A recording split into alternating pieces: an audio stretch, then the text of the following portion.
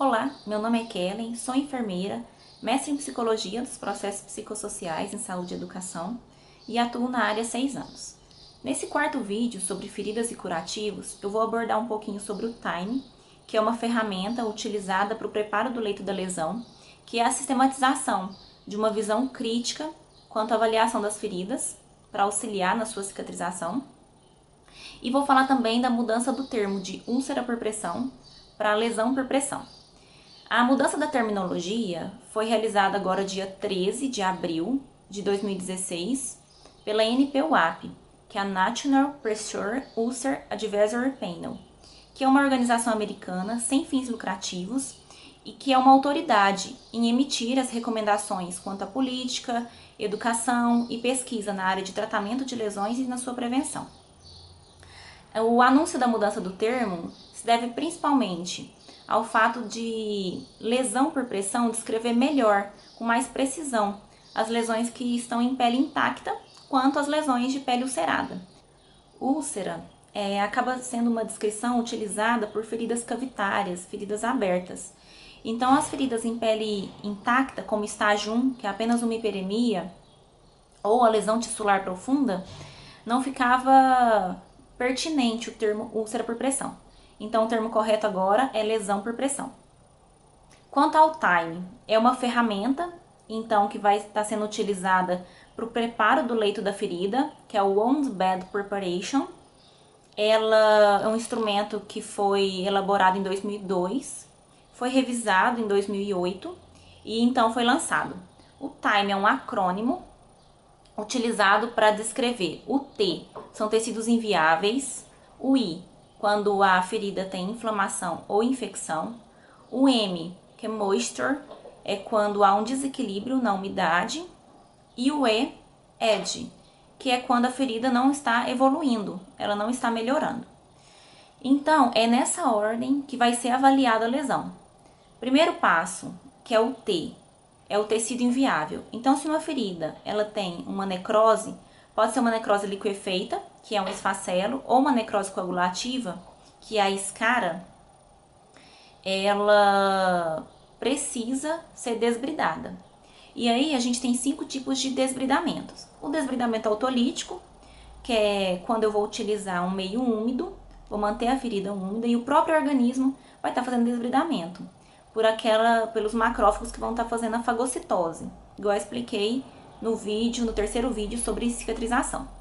Porém, numa ferida necrótica coagulativa, que é uma escara, esse desbridamento autolítico ele não é efetivo, porque só manter úmido muitas vezes vai mais macerar as bordas da lesão do que realmente conseguir desbridar e retirar aquela crosta.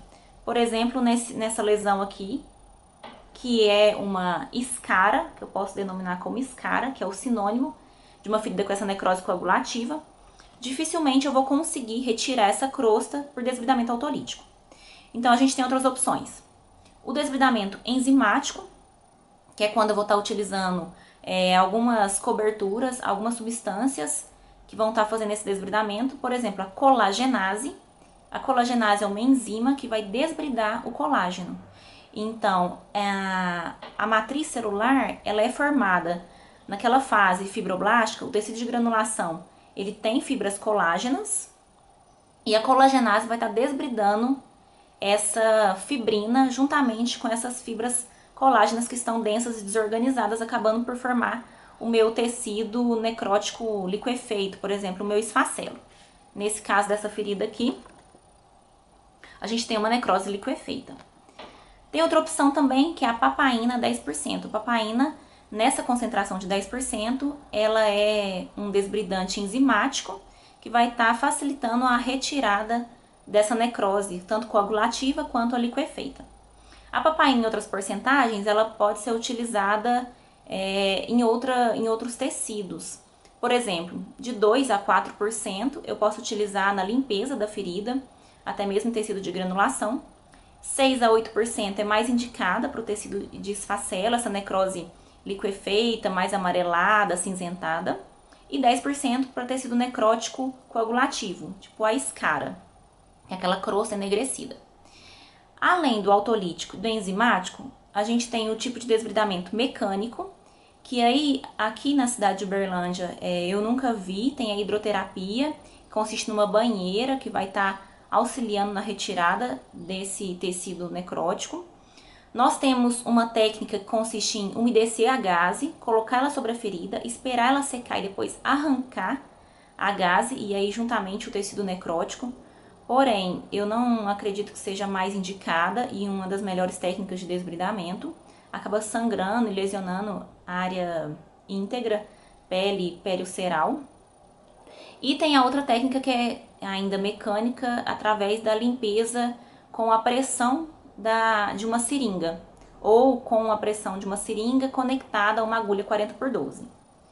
Além do autolítico, debridamento mecânico e do enzimático, a gente tem o cirúrgico, que é quando o cirurgião leva o paciente para o centro cirúrgico e realiza a retirada por meio de um bisturi, de lâminas, e com instrumental cortante. Com instrumental cortante, os enfermeiros podem realizar, o Corém fornece esse respaldo desde que o enfermeiro tenha conhecimento e saiba realizar as técnicas. São 3 técnicas utilizadas, eu vou gravar um vídeo sobre as técnicas, os 3 procedimentos de desbridamento com instrumental cortante para os enfermeiros. Então nós temos esses 5, autolítico, enzimático, mecânico, cirúrgico e com instrumental cortante. Bom, então eu retirei essa necrose, eu fiz o desbridamento, que é o T do time, que é o tecido inviável, eu vou tratar com desbridamento. Eu passo para a próxima fase. Bom, minha ferida não tem tecido necrótico, ou ela tem o tecido necrótico e foi desbridado. Eu passo para o I, que é quando a ferida tem infecção ou inflamação. Então eu tenho que tratar essa lesão com inflamação ou infecção, porque esse tecido, essa ferida, nessa condição, ela não vai cicatrizar. Então, aqui na cidade, o que a gente tem como tratamento não sistêmico, tratamento localizado, tratamento tópico de feridas, é o carvão ativado. Porque o carvão, ele vai atuar tanto na redução do odor, e o odor é um sinal de infecção, de inflamação, assim como a dor, assim como bolhas em região próxima à lesão, provavelmente indicativo de sepse, e assim como também as feridas com halo, com aquela hiperemia ao redor da lesão, tudo sinal de inflamação e infecção. Nesse caso, o carvão ele vai atuar reduzindo o odor, porque o carvão ele absorve, ele acaba puxando para ele as bactérias responsáveis por causar o odor fétido, as bactérias anaeróbicas, e ele acaba absorvendo o exudato. Então, além de retirar o odor, ele tira também o excesso de exudato. No caso, provavelmente vocês já ouviram falar, eu vou fazer essa comparação, às vezes ela vai parecer um pouco boba, mas vai ajudar a lembrar a função do carvão. Muitas pessoas utilizam carvão dentro da geladeira para retirar o odor, e também tem muitos filtros hoje com carvão ativado, que ele torna mais limpa, purifica a água e retira o odor. Então o carvão tem essa função de retirar o odor, que é um dos sinais da infecção, da inflamação local ou sistêmica, e ele vai absorver então as bactérias responsáveis pelo odor fétido e absorver o exudato.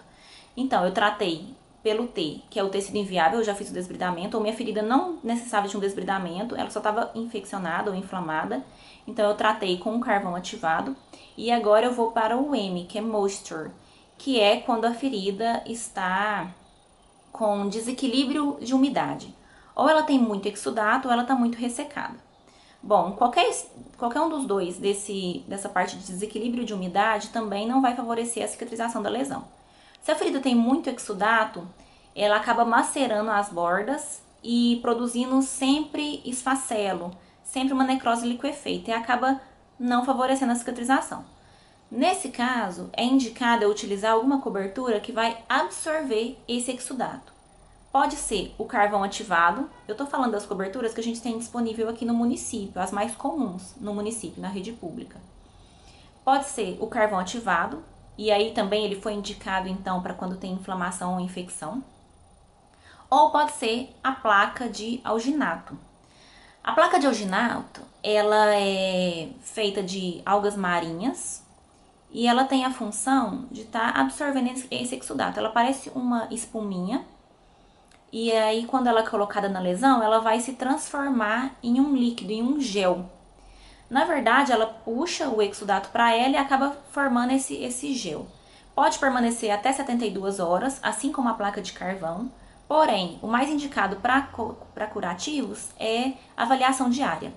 Caso a ferida seja muito ressecada e esteja com pouco exudato, é necessário utilizar algum produto que vai estar favorecendo manter o meio úmido. E aí nós temos o hidrogel, que é basicamente constituído de água, e nós temos o OGE, que é ácidos graxos essenciais, que é o olhinho, que também pode ser utilizado tanto no leito da lesão como nas bordas. Eu gosto muito de utilizar o OGE nas bordas da lesão e na pele íntegra, também em feridas já cicatrizadas, já epitelizadas. Então a gente já avaliou o T, que é o tecido inviável, se precisar realizou o desbridamento. Avaliamos a inflamação ou infecção, e aí nós tratamos com a placa de carvão.